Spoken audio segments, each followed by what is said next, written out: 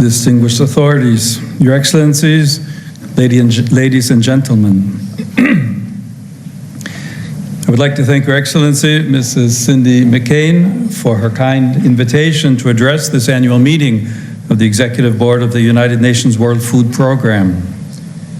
I greet in particular Mr. Carl Schau, Acting Executive Director, and Her Excellency, Mrs. Carla Barroso Carneiro, President of this important assembly. I extend my greetings to the representatives of the member states, the distinguished guests at this meeting, and the staff of this intergovernmental institution dedicated to saving lives in emergency situations and providing food assistance amid conflicts and natural disasters. Your institution's commitment resonates profoundly with the Catholic Church's mission to uphold human dignity and to foster fraternity rooted in the Gospel's call to love our neighbor. Together, we share the urgent task of confronting hunger and malnutrition, while also tackling the underlying structural causes that sustain them. To meet this task effectively, we must examine the challenges before us, their underlying causes, and the paths toward lasting solutions.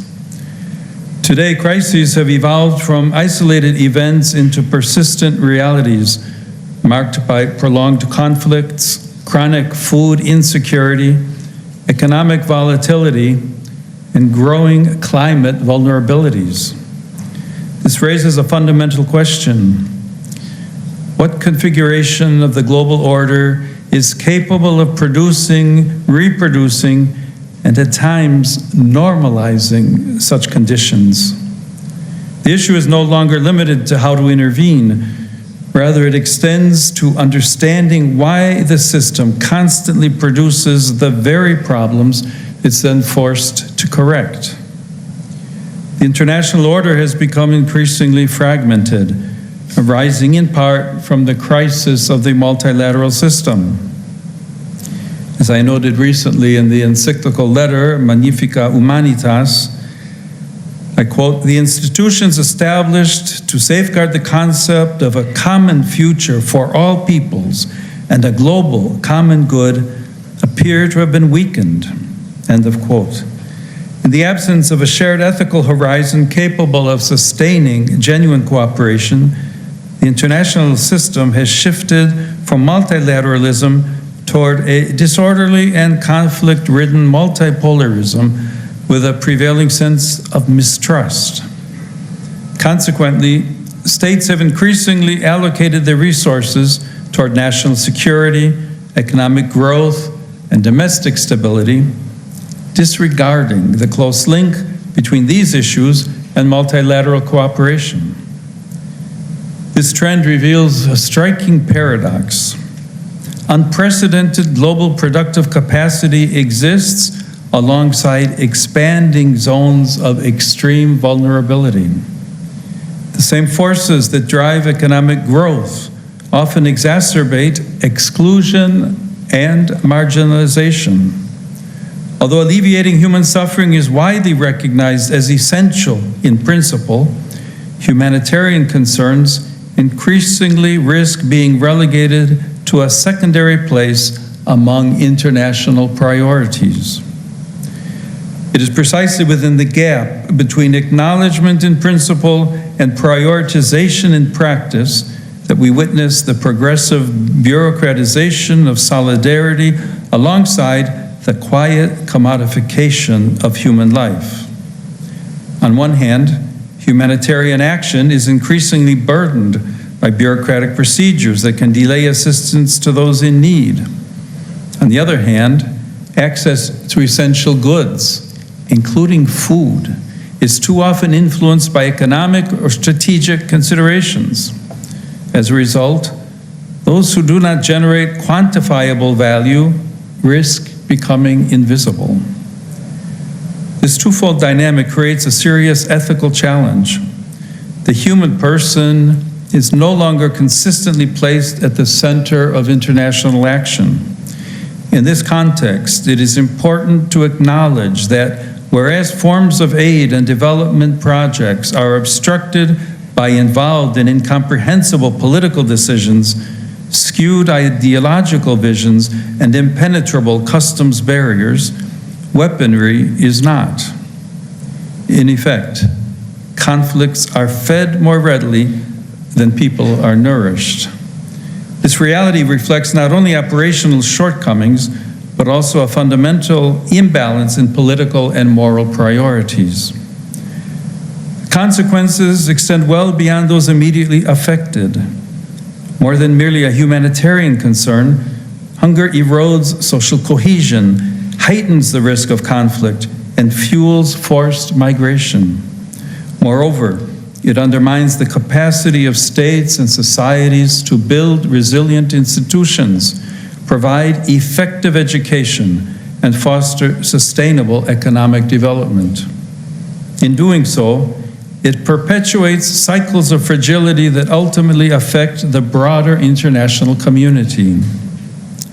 From this perspective, it becomes clear that humanitarian action is not extraneous to the international order.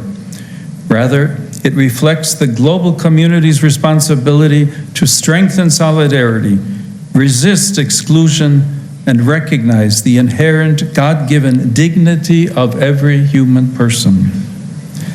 Beyond managing crises, therefore, international institutions embody a principle of shared responsibility and affirm that the international community is bound together by concern for those in the most vulnerable situations. In this sense, the World Food Program is more than a political, economic, or technical actor. It is a concrete expression of international solidarity. Indeed, where national institutions recede and community networks disintegrate, its presence helps to prevent humanitarian crises from deteriorating into irreversible collapse. For this reason, a renewed commitment to multilateral cooperation is essential. In an increasingly fragmented and multipolar world, no single state can address global challenges alone. Lasting peace and integral sustainable human development are possible only through the participation of all, fostered by genuine international dialogue and cooperation oriented toward the common good. Such an approach requires a firm political will, capable of transcending short-term perspectives and investing in global public goods. This goal can only be achieved through the convergence of effective policies and the coordinated and synergistic implementation of interventions. The call to walk together in fraternal harmony must become the guiding principle. In this spirit, I wish to appeal to the governments and peoples of the world to renew and strengthen their commitment, to increase the resources dedicated to combating hunger and its root causes, and to remove the obstacles that prevent aid from reaching those in need. At the same time, such support should also strengthen engagement with the church and civil society. Reinforcing the capacities of all these actors together will multiply our collective effectiveness in the fight against hunger. Implementing this appeal effectively requires reducing unnecessary bureaucracy so that transparency and accountability serve people rather than impede assistance.